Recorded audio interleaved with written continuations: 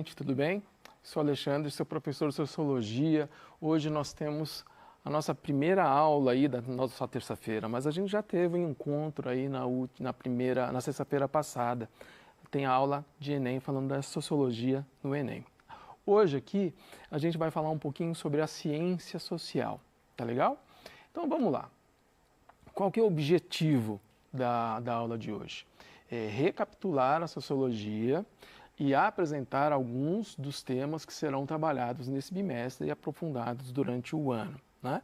Essa é a proposta, né, desse nosso primeiro PET, fazer uma recapitulação do ano anterior. No caso de vocês, na verdade, foi lá no primeiro ano, né? Então a gente vai resgatar temas que a gente trata lá no primeiro ano. É importante, porque isso vai ajudar a gente no desenvolvimento do restante do ano de 2021, ok? Aqui é a habilidade que está envolvida, né? Tem a ver com a identificação e análise, né, de fontes e narrativas em diversas linguagens, compreensão de ideias filosóficas e por aí vai. Bom, vamos lá. Vamos começar então falando na sociologia no ensino médio. Como é que se organiza isso daí? Olha lá. No primeiro ano, a gente tem um PET que está trazendo um resgate do conteúdo do ensino fundamental, mais fundamentos sociológicos, tá? E o PET do terceiro ano é um resgate do conteúdo lá do primeiro ano, mais alguns fundamentos sociológicos importantes para a gente começar esse 2021, e tem também um objetivo de preparação para o Enem, que se complementa com as aulas que nós temos na sexta-feira, tá legal?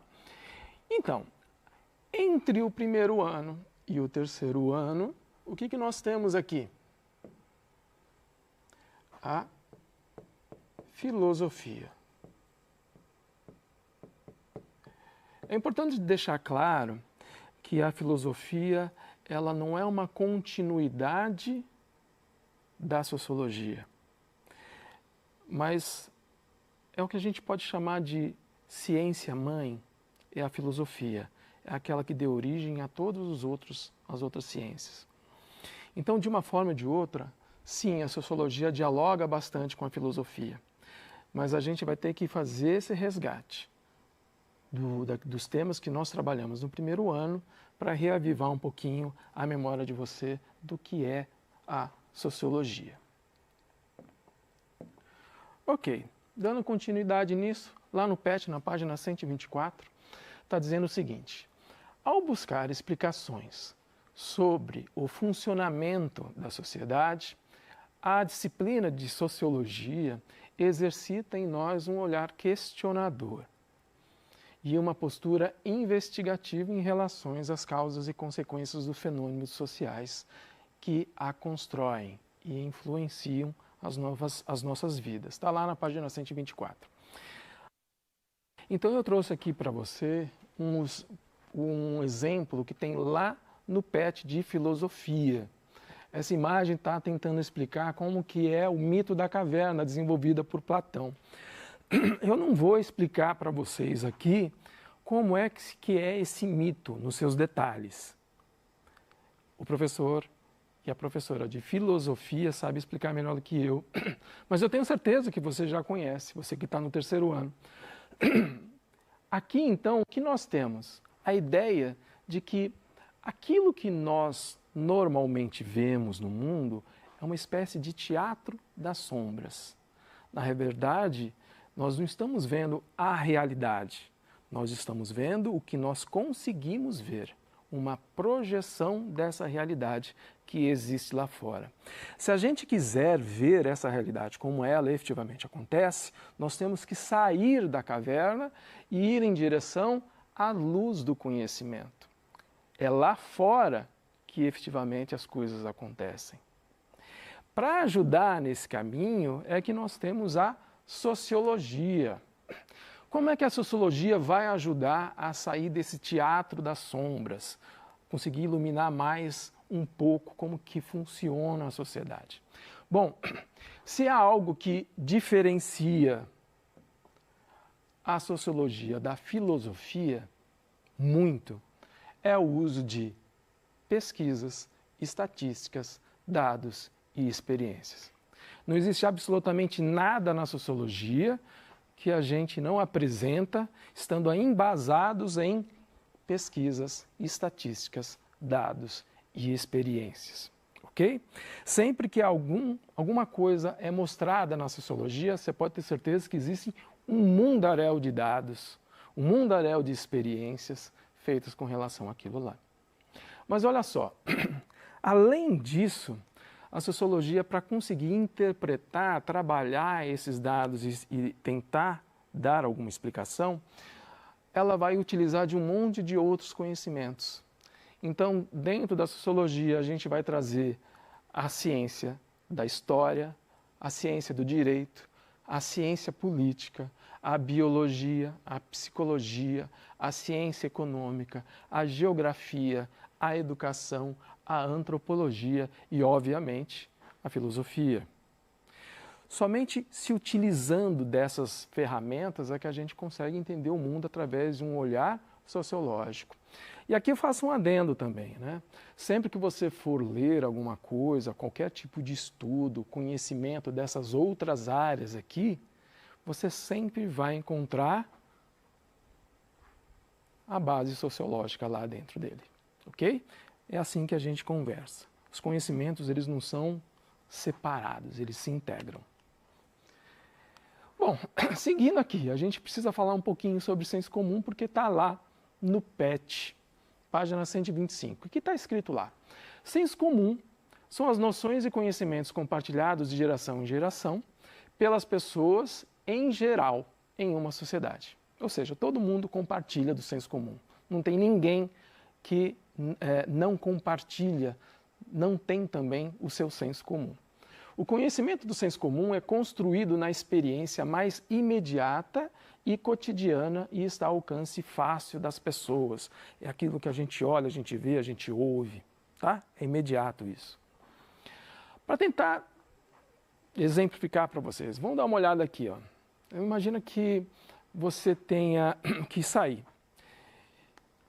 E aí a primeira coisa que você faz, obviamente, é olhar pela janela para saber como é que está o tempo e de repente você vê o tempo muito parecido com essa foto aqui.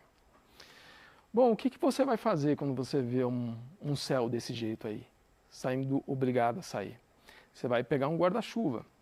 Ah, você não tem guarda-chuva, então você vai pegar aquele guarda-chuva da sua avó, guarda-chuva do seu pai. Você vai pegar aquele guarda-chuva enorme que ele tem assim, que ela tem, desse tamanho. Você sai carregando aquele guarda-chuva, anda o dia inteiro com aquele guarda-chuva, você não pediu autorização para o seu pai, não pediu autorização para sua avó, então você sabe que você não pode perder aquele guarda-chuva de jeito nenhum, você passa o dia inteiro preocupado com aquilo ali e não cai uma gota sequer de chuva. Na verdade, se bobear, poucas horas depois o céu abriu, está um sol imenso. Mas você passou o dia inteiro carregando aquilo ali. Nós utilizamos nesse exemplo o senso comum. Se a gente quisesse ir além desse senso comum, a pessoa podia fazer uma pesquisa, se utilizar do conhecimento meteorológico atualizado para saber exatamente naquele dia como que seria, como que ele se comportaria. E de repente ele já veria ali a informação de que não ia chover. Ele poderia ter deixado o guarda-chuva ali atrás. Percebe então como que é importante a gente ir um pouquinho além do senso comum? Apesar do senso comum nos ajudar no nosso cotidiano, ir um pouco além pode ser um diferencial. Um outro senso comum aí que é passado de geração a geração. Manga com leite faz mal. Você já deve ter ouvido falar isso. Isso foi talvez um dos sensos comuns assim mais compartilhados, né, na nossa história. Manga com leite faz mal. Mas só quando a gente vai olhar a raiz disso daí, a gente vai ver que essa história de manga com leite faz mal, e gente, manga com leite não faz mal, manga com leite faz bem, ok? Pode fazer o seu suco sem se preocupar. A gente vai perceber que isso tem raízes históricas, econômicas e sociais. Eu não vou explicar para você aqui o detalhe, faço um convite para você pesquisar mais um pouquinho sobre essa história aí, que ainda hoje muita gente compartilha, ainda hoje muita gente acredita. Mas você vai ver que alguns elementos que ajudam a explicar isso é o fato de que a manga era um produto no Brasil colônia que estava ali à disposição de qualquer um, tinha em abundância. O leite era um produto raro no Brasil colônia, havia muito pouco. E no Brasil colônia nós tínhamos escravos. Essa mistura desses três aí, você vai perceber que quais são as raízes históricas, econômicas e sociais para explicar esse senso comum, seu surgimento e a sua continuidade. Tá legal? Então vamos lá. Essa é mais ou menos então a estrutura do senso comum. O senso comum é um conhecimento, tá, gente? A gente não vai demonizar o senso comum, não é nada disso não. Mas o que eu estou chamando a atenção é que a gente precisa ir um pouquinho além disso. O senso comum é um conhecimento que ele é basicamente fruto do olhar e da experiência e ele é passado geracionalmente, ok? Esse senso comum, que é um conhecimento, ele muitas vezes pode ser um conhecimento correto, certo? O problema é quando o senso comum traz, traz um conhecimento que na verdade está essencialmente errado. E quando a gente está trabalhando, quando a gente fala de senso comum com informações erradas, isso é uma porta enorme para inúmeros preconceitos. Então, se a gente quiser sair um pouquinho dessa quantidade absurda de preconceitos que nós temos por aí, a gente precisa estudar um pouco mais as coisas, entender um pouco mais as coisas, ir além do senso comum.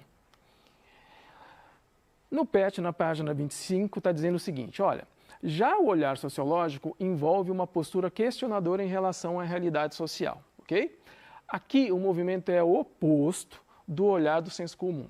Ao invés de aceitar sem questionamentos, reproduzir e naturalizar aquilo que está sendo dito pela maioria das pessoas, o que ele propõe é justamente estranhar aquilo que consideramos normal e natural.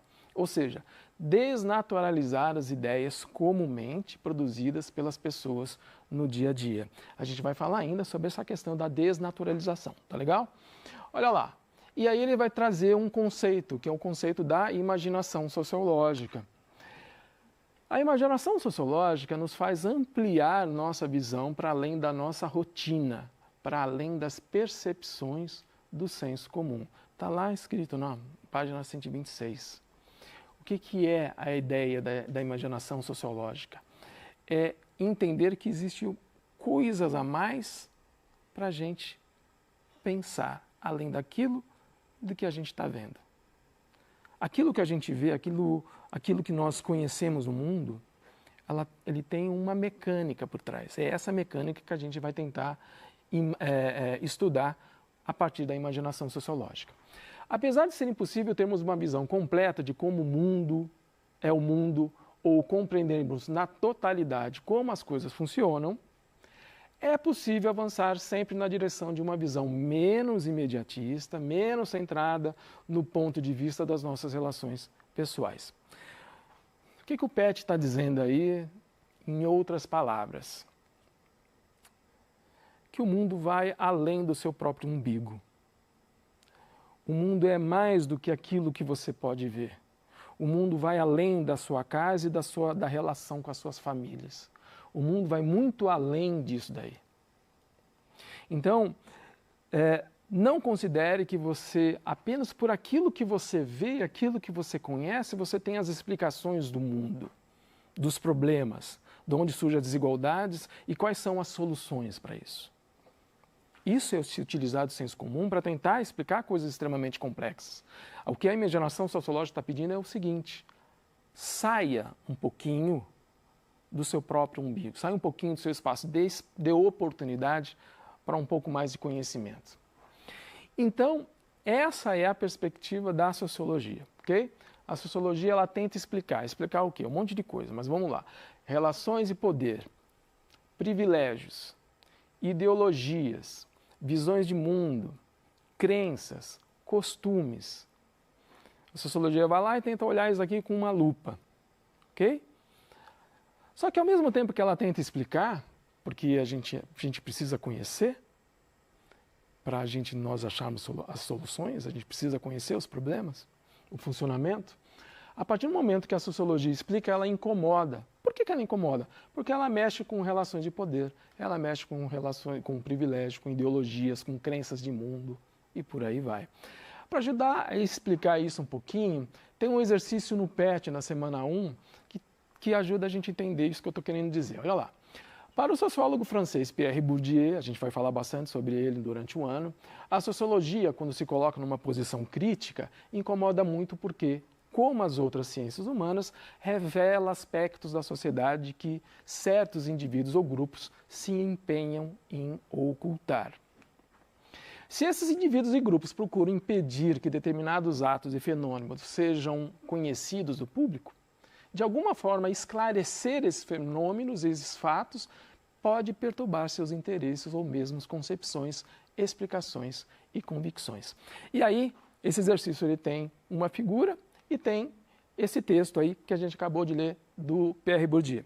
E aí faz a seguinte pergunta: a partir da relação entre os textos 1 e 2, que é o texto que nós lemos e a figura, é correto afirmar que no Brasil a mídia hegemônica é, e assinale a alternativa lá. Então vamos lá. Para responder isso aqui, vale chamar atenção para isso aqui, ó, hegemônica, essa palavra aqui, tá bom? O que a gente pode dizer dessa palavra hegemônica? Que ela significa um domínio. O que é hegemônica, o que é dominante. Se ela significa domínio, toda vez que a gente fala em domínio, nós estamos falando do quê? Poder. E toda vez que a gente fala em poder, a gente está falando do quê também? De interesses. Ok. Agora, com esse esquema hegemônico, domínio, poder e interesses, eu tenho certeza que você consegue responder a pergunta do PET. Seguindo aqui, nesse bimestre, o que a gente vai trabalhar? Gente, nós temos as aulas às terças-feiras. Então, hoje, dia 23, a gente está tratando sobre a sociologia, né? É a aula de agora. E a gente vai tratar logo a aula de indivíduo e estruturas. Tá legal? Também é tema que a gente costuma trabalhar no primeiro ano e a gente vai resgatar. Depois, no dia 20/4, a gente vai falar sobre marcadores sociais, que é muito importante para a gente entender de uma maneira geral como que a sociologia tenta estudar e explicar as coisas, e a sociedade em transformação. Além disso, sexta-feira nós temos as aulas de Enem. Sempre às 8h36, gente. Sexta-feira, sociologia no Enem. A gente trata sobre cultura, no dia 26 agora, nessa próxima sexta-feira. E aí a gente vai tratar sobre os clássicos. Por que a gente fala de clássicos no Enem? Porque sempre cai os clássicos no Enem. O processo de socialização, o trabalho, o indivíduo em construção e gênero e raça. Então, só nesse primeiro bimestre a gente vai tratar sobre inúmeros temas.